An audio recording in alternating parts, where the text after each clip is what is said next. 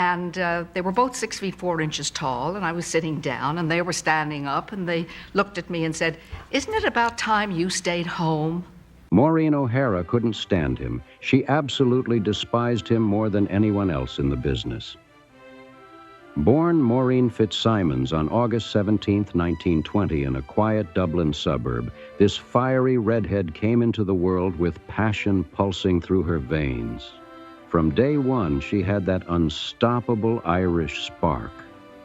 Growing up in a proud and close-knit Irish family that valued creativity and backbone, young Maureen was already dreaming big. She found her calling at the Abbey Theatre, Ireland's national theatre, where she trained like a fighter, studying drama, voice, and elocution with the kind of drive that screamed she was built for greatness. That blazing red hair, flawless porcelain skin, and those sharp green eyes, Maureen O'Hara didn't just walk into a room, she owned it. Her beauty was so bold that even black and white film could barely contain it. When Technicolor burst onto the scene, she didn't just appear. She exploded off the screen like fire itself. Her big break came in the late 1930s when Charles Lawton, the powerhouse actor, spotted her and couldn't look away. He was blown away by her strength and confidence, so he signed her to his production company and cast her in Jamaica in 1939, directed by the one and only Alfred Hitchcock. That film didn't just introduce her, it launched her. And in that same year, she stunned the world again as Esmeralda in The Hunchback of Notre Dame, standing strong beside Lawton's unforgettable Quasimodo.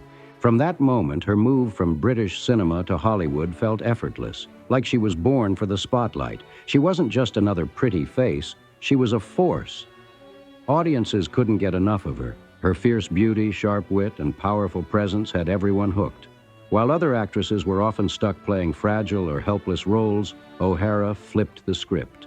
She brought fire, confidence, and pure independence to every single woman she portrayed. She refused to be anyone's damsel in distress.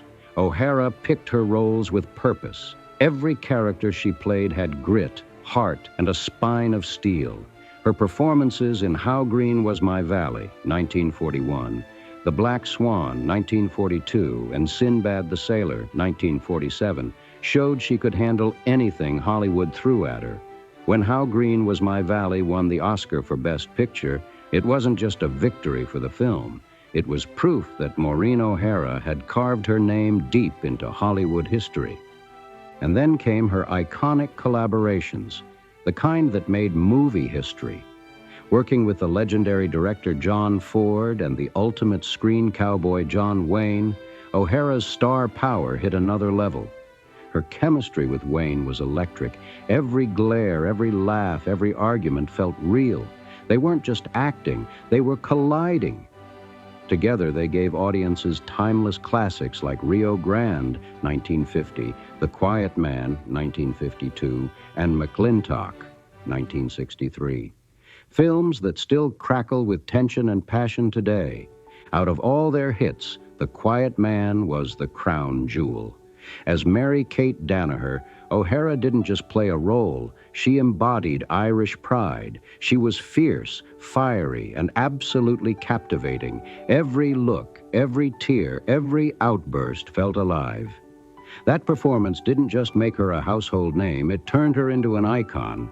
She poured her heart into that character, leaving behind a legacy of power, emotion, and authenticity that still grabs audiences decades later. But Maureen O'Hara wasn't only tough on screen. Off-screen, she was just as fearless. In a Hollywood era where studios tried to control everything, she refused to bow down. She demanded respect and stood up for herself when few women dared to. She turned down scripts that insulted her intelligence or disrespected women, no matter how much pressure the studios threw at her. Her reputation grew. Maureen O'Hara wasn't someone you could push around. She was sharp, principled, and impossible to intimidate. And she didn't just fight for herself, she fought against Hollywood's obsession with changing people. While others altered their voices or erased their roots to fit in, O'Hara stood tall in who she was. Her Irish pride never faded. She famously said, "I'm the only leading lady in Hollywood who can speak with an Irish accent," and never had to lose it. That wasn't just a line, it was a declaration. That statement screamed strength, confidence, and total defiance. As the years rolled by, Maureen O'Hara never faded from fame. She simply ran her own show. She chose her film and TV projects like a pro, making sure every move matched her standards and style.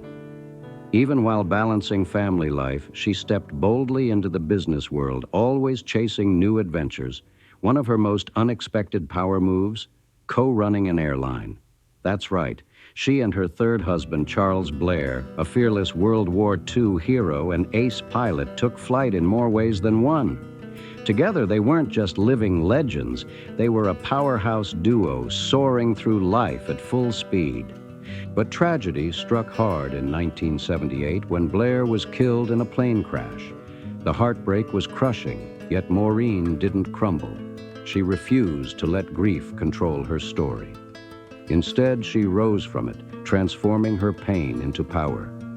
Later, she bared her soul in a no-holds-barred autobiography that stunned everyone who read it. In her own words, she laid it all out: her triumphs, her losses, her passion, her pain, and her relentless independence. That book wasn't just her story. It was her battle cry for strength, courage, and self-respect. Then came 2014, the year Hollywood finally gave this legend her crown. The Academy of Motion Picture Arts and Sciences honored her with an honorary Oscar, a long-overdue tribute to her lifetime of brilliance. When Maureen O'Hara stepped onto that stage, she didn't need fanfare. Her presence alone silenced the entire room. Standing tall, elegant, and proud, she radiated grace and power. You could feel it. The same fiery spirit that once lit up the big screen was still burning bright. What a moment of glory. But that strength didn't just appear overnight. It had always been in her bones. Way back in 1939, when she was just 19, O'Hara shocked everyone with a secret marriage to English film producer George H. Brown. They'd met on the set of Hitchcock's Jamaica Inn, and sparks flew instantly. Young, ambitious, and swept up in the chaos of fame, O'Hara made the daring choice to marry in secret, far from Hollywood's hungry gossip. But the fire burned out fast. With both of them chasing big careers, the pressure cracked their bond, and by 1941, the marriage was annulled. That heartbreak didn't break her, it built her. Not long after, in that same year, she found herself drawn to American film director William Houston Price. They clicked creatively, especially while working on Dance, Girl, Dance, and soon their connection turned into something real. For a while, things seemed perfect. But behind closed doors, the cracks started to show. Price struggled with alcoholism, and their once hopeful marriage turned heavy and painful. Yet, amid all that turmoil, a beautiful light entered O'Hara's world. Her daughter, Bronwyn Bridget Price, born on June 30th, 1944. Motherhood became Maureen O'Hara's greatest role, the one she poured her whole soul into. She loved her daughter fiercely, building a home filled with warmth and safety, even while chaos raged around her. But her husband's battle with addiction continued to weigh her down, and the emotional toll became unbearable. The glamour of Hollywood couldn't hide the pain happening behind closed doors. It was a struggle that tested every ounce of her strength. After nearly a decade of holding the pieces together, O'Hara made a brave and heartbreaking decision. She ended the marriage in 1951. It wasn't easy, but it was necessary. That moment marked a powerful turning point. Painful, yes, but also liberating. She took her life back, head held high, ready to face the world on her own terms again. From then on, she tackled Hollywood and motherhood with unmatched resilience, showing everyone that she was far tougher than anyone had ever imagined. Enrique Parra was the kind of man who could walk into a room and own it, charismatic, magnetic, and full of confidence. He matched Maureen O'Hara's fiery energy in every way. Together, they lived a whirlwind life packed with class, travel, and endless excitement. Their world was all glimmer and glamour, fancy dinners, powerful circles, and cultural adventures that most people could only dream of. Even though they never made it official with a wedding, their connection ran deep, built on respect, passion, and real emotional chemistry. But as time passed, fame, distance, and cultural clashes started pulling them apart. Eventually, they decided to part ways, but there was no hate, no bitterness. O'Hara always spoke kindly of Para, keeping his memory close to her heart. That love left a permanent mark on her life, a chapter she never forgot. Then came 1968, and everything changed. At 48, O'Hara met the man who would define the rest of her story, Charles F. Blair, Jr. This wasn't just another Hollywood romance. This was the real deal. Blair was no ordinary man. He was a decorated U.S. Air Force Brigadier General, a pioneer of transatlantic flight, and chief pilot for Pan American World Airways. On top of all that, he founded Antilles Airboats, a daring seaplane company that ruled the Caribbean skies. From the second they met, sparks flew. O'Hara was instantly drawn to Blair's intelligence, boldness, and unstoppable drive. He had the same fearless spirit she'd carried her whole life. Together, they became an unstoppable team, two strong-willed dreamers who balanced each other perfectly. Their marriage wasn't about spotlight or status. It was about love, laughter, and true partnership. Blair encouraged her to step away from the noise, to finally live life for herself, and she listened. For the first time in decades, Maureen O'Hara slowed down. She walked away from the flashing lights, the endless scripts, and the pressure of fame. Instead, she threw herself into her new life with Blair, supporting his aviation ventures and embracing the peace that Hollywood had never given her. After years of playing fierce women on screen, she finally found the same strength and serenity in her own life. Their paradise was the U.S. Virgin Islands, a place straight out of a dream. The ocean stretched endlessly, the sun poured golden light across their days, and for once, Maureen had space to breathe.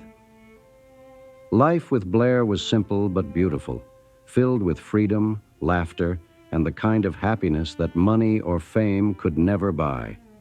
It seemed like her story had finally found its calm after all the storms. But in 1978, tragedy came crashing down. Just 10 years into their marriage, Charles Blair was killed in a plane crash while piloting one of his own seaplanes. The shock was instant and unbearable. Maureen was shattered. The man who had brought peace into her world was gone in an instant, and the heartbreak ran deeper than words could ever describe. And as if fate hadn't tested her enough, that same year brought another cruel blow. O'Hara was diagnosed with uterine cancer. The news was terrifying, but she wasn't about to surrender. True to her iron will, she fought back with everything she had, enduring surgery and recovery with that same defiant strength she'd shown all her life. Against every odd, she won. She beat cancer and came out stronger, proving that nothing, absolutely nothing, could break her. Maureen O'Hara never backed down. If something was wrong, she spoke up, even if it meant standing all by herself. She was one of the first women in Hollywood brave enough to challenge the ugly truth behind the studio system. Back then, actresses were told to smile, stay quiet, and know their place. But O'Hara wasn't built for silence. She refused to play along. She called out the misconduct everyone else whispered about, tearing through the fake glamour that hid the industry's darker side. Her courage was revolutionary. Long before the world started talking about accountability and exposure, Maureen O'Hara was already calling things out for what they were. Her honesty, her backbone, and her refusal to bow down to powerful men made her both feared and deeply respected. She wasn't just protecting herself, she was exposing a broken system. What she said back then would later be seen as one of the first cracks in Hollywood's shiny but corrupt surface. And she didn't stop at vague warnings. O'Hara named what others were too scared to mention. She spoke up about the disturbing casting couch culture decades before anyone else dared. In a brutally honest 1957 interview, she laid it all out, saying she had been insulted, humiliated, and even blacklisted for refusing to let producers or studio bosses step over the line. Her words sent shockwaves through Hollywood because, at that time, no woman was supposed to speak out like that. But O'Hara never cared about pleasing anyone. She cared about truth. Of course, speaking out came with a heavy price. While others smiled their way up the ladder, O'Hara stood her ground and paid for it. She was too strong to be silenced, even when it meant fewer roles or tougher deals. Still, she kept shining, working with some of the most powerful names in film, like John Ford, Tyrone Power, and her unforgettable screen partner, John Wayne. Even surrounded by fame and success, she carried the scars of what she had endured, but she turned that pain into power, choosing resistance over submission every time. In her later years, O'Hara dropped any filter she once had. In interviews and her memoirs, she spoke with raw honesty, calling out inappropriate behavior and double standards, no matter who it involved. She didn't sugarcoat the truth. She didn't hide behind polite smiles. She told it exactly as it was.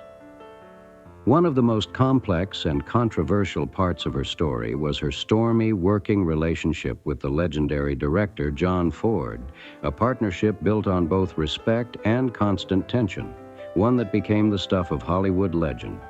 John Ford, the man who shaped the very idea of American cinema.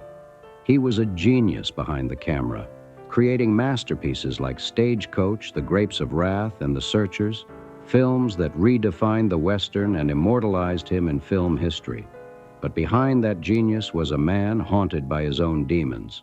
Ford was unpredictable. Brilliant one minute, brutal the next.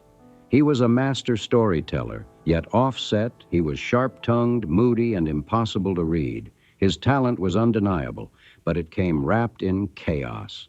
Years later, Maureen O'Hara finally opened up about what really went down behind the scenes, and her revelations hit like a thunderclap. She said John Ford wasn't just a tough director. He could be manipulative, unpredictable, and downright cruel at times. What she described went far beyond artistic tension. Ford's behavior often crossed emotional lines, turning their working relationship into a storm of control and humiliation. O'Hara recalled moments when Ford would lash out without warning, belittling her in front of everyone, leaving the whole set frozen in shock. His temper, jealousy, and inner chaos made him impossible to read, and his emotions often spun completely out of control. O'Hara believed Ford's obsession with her ran deeper than most people ever realized, a tangled mess of admiration, resentment, and feelings he couldn't face. His strict Catholic upbringing and constant inner conflict twisted his emotions into anger he couldn't manage. Instead of confronting what he felt, Ford turned his authority into a weapon, using control and intimidation as part of his process. His directing style became less about art and more about dominance. In one of her most shocking memories, O'Hara revealed that Ford had once slapped her on set, claiming it was part of his method to get a reaction for a scene. Even in a time when that kind of behavior was often brushed off, it was still a stunning abuse of power. But Maureen O'Hara wasn't someone who tolerated disrespect. Not ever. She faced him head-on, fierce and unshaken, making it crystal clear that no one, no matter how powerful, had the right to treat her that way. That moment became legendary on set. She didn't yell, didn't cry. She just stood tall, unbreakable, and full of quiet fire. That fearless stand changed everything. O'Hara later said her defiance both enraged and fascinated Ford. Her refusal to back down only made him more obsessed with her strength. She was one of the very few people who could look him straight in the eye and never blink, and that drove him wild. Ford may have resented her, but deep down, he respected her too. She became both his challenge and his inspiration, the woman who refused to bend under his shadow. What made O'Hara's stance even more remarkable was how she eventually shared the truth publicly. In a time when Hollywood's powerful men ruled unchecked and women risked their entire careers by speaking out, she didn't flinch. She told her story plainly, not out of spite, but out of courage. She wanted the world to see what really happened behind the polished image of old Hollywood. Her honesty didn't tear Ford down. It humanized him, showing the duality of genius and cruelty in one man. She described Ford as both brilliant and broken, a man who created timeless art but battled deep emotional demons. He could shape beauty through the camera but destroy trust in real life. O'Hara didn't tell her story out of bitterness. She told it because she understood him. Her insight was sharp, compassionate, and raw, painting a full picture of a man whose genius came with darkness he could never escape. But O'Hara didn't stop there. She also opened up about the heavy cost of standing her ground in an industry built on control. She made it clear that she turned down inappropriate offers and advances, even when it meant risking everything. Powerful men warned her straight to her face that if she didn't play along, she'd lose roles, deals, and respect in the system. And she did lose some of it, but never her dignity. O'Hara refused to bend, no matter the pressure. Her moral compass was unshakable, and her self-respect was priceless. Even when Hollywood tried to shut her down, Maureen O'Hara refused to fold. She stood her ground every single time. She picked her roles with intention, choosing characters that matched her own fire and independence. Every woman she played had attitude, pride, and a mind of her own. Whether it was the bold Mary-Kate Danaher in The Quiet Man, the sharp and loving mother in Miracle on 34th Street, or the strong-willed beauty of How Green Was My Valley, those performances weren't just acting. They were extensions of her true self, resilient, confident, and fearless. Each role pulsed with the same strength that defined her in real life. O'Hara demanded fairness and respect before those words even had weight in Hollywood. At a time when most actresses were expected to smile, nod, and follow orders, she did the opposite. She made her own rules. That fearless attitude made her a trailblazer, decades ahead of her time. Her defiance wasn't just about survival, it was about changing the game. She paved the way for generations of women to stand taller, fight harder, and refuse to be dismissed. Sure, it came at a cost. Missed roles, angry producers, and whispered gossip. But in the end, she came out on top, with her dignity and reputation intact. Her refusal to play Hollywood's dark game made her a quiet yet unstoppable revolutionary. Long before movements like #MeToo rocked the industry, Maureen O'Hara had already stood up and said, "Enough." She was doing it when no one was ready to listen, when silence was safer and truth was dangerous. People back then called her difficult, trying to label her strength as a flaw. But history flipped that script. She wasn't difficult, she was brave. She saw the corruption early, spoke about it openly, and paid the price so others wouldn't have to. She was a woman decades ahead of her time, and eventually the world caught up. By the time Hollywood began to face its past, Maureen O'Hara had already won her fight. She was respected, celebrated, and finally recognized not just as a movie legend, but as a woman of unmatched integrity. She'd lived her entire life on her own terms, never selling out, never compromising who she was for fame or fortune. She knew her worth, and she never let the industry forget it. Her victory wasn't in awards or applause. It was in her peace, her principles, and the way she inspired others to never back down. Her legacy stretched far beyond the silver screen. She showed what it truly means to stay strong when the world tries to silence you. She proved that real power doesn't come from fame. It comes from standing firm in who you are. On October 24, 2015, Maureen O'Hara passed away peacefully in her sleep at her home in Boise, Idaho, at the age of 95. Her passing marked the end of nearly a century filled with art, love, and unshakable courage. She left behind more than iconic films. She left behind a message that still echoes today. Real strength is living with truth, pride, and unbreakable self-respect.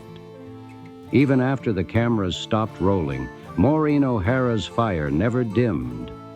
With that blazing red hair, piercing eyes, and commanding presence, she left an imprint on Hollywood that will never fade. She wasn't just an actress. She was a force of nature, a symbol of womanhood and willpower. Her unforgettable performances in The Quiet Man, How Green Was My Valley, and Miracle on 34th Street still shine bright, carrying her trademark mix of elegance, toughness, and heart.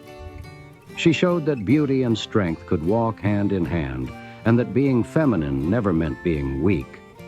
Even in her later years, O'Hara stayed true to her essence. She remained proud, poised, and fiery, a living legend who carried herself with the same grace she brought to the screen. When she retired in the 1970s, it wasn't because her fame faded. It was because she chose peace over pressure. She'd conquered Hollywood, and she was ready for real life. She focused on family, love, and quiet joy, the kind that comes from knowing you've already made your mark. Yet even in retirement, her spirit inspired countless young women in film to own their stories, speak their truths, and never settle for less. When Maureen O'Hara passed, she was laid to rest at Arlington National Cemetery in Virginia, a place reserved for heroes and legends. There, she joined her beloved husband, Charles Blair, the fearless aviator who stole her heart back in 1968. He was her equal in every sense, bold, daring, and endlessly devoted. His tragic plane crash in 1978 had shattered her, but her love for him never wavered. So when she chose to be buried beside him, it wasn't just a final act. It was a love story sealed forever. Two souls who lived with courage, passion, and adventure, reunited for eternity beneath the same sky they once conquered together. By resting beside Charles Blair in Arlington, Maureen O'Hara didn't just honor his memory. She became part of a legacy built on courage, love, and loyalty. Their story wasn't just one of fame, but of devotion that stood the test of time. Her final chapter reflected everything she had ever embodied: unshakable strength, fierce independence, and timeless grace. Even in death, she remained a symbol of what it means to live boldly and love fearlessly. Maureen O'Hara's fire still burns bright. Her spirit continues to inspire dreamers, rebels, and believers around the world. If you felt inspired by this look into the extraordinary life of Maureen O'Hara, make sure to like, comment, and subscribe for more shocking, emotional, and powerful Hollywood stories. Don't miss what's coming next. We've got more legends, more secrets, and more untold truths waiting for you. Thanks for watching, and see you in the next video.